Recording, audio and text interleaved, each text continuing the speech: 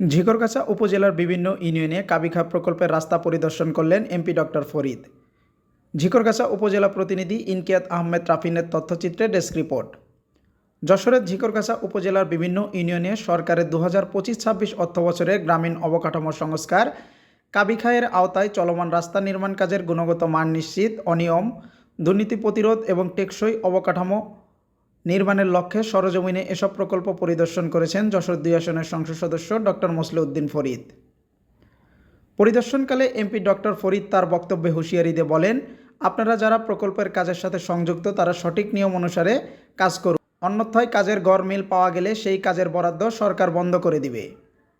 এসব প্রকল্প পরিদর্শনকালে উপস্থিত ছিলেন ঝিকরগাছা উপজেলা প্রকল্প বাস্তবায়ন কর্মকর্তা জালাল আহমেদ, উপজেলা জামায়াতে ইসলামের নায়েবে আমির ও মেয়র পদপ্রার্থী অধ্যাপক হারুনুর রশিদ, নির্বাসখোলা ইউনিয়ন পরিষদের জামায়াতে ইসলামী মনোনীত চেয়ারম্যান পদপ্রার্থী মোহাম্মদ মুজাহিদুল ইসলাম, নির্বাসখোলা ইউনিয়ন জামায়াতে ইসলামীর সেক্রেটারি ইমরান হোসাইন, গঙ্গানন্দপুর ইউনিয়নের প্যানেল চেয়ারম্যান শফিকুর রহমান সহ প্রমুখ।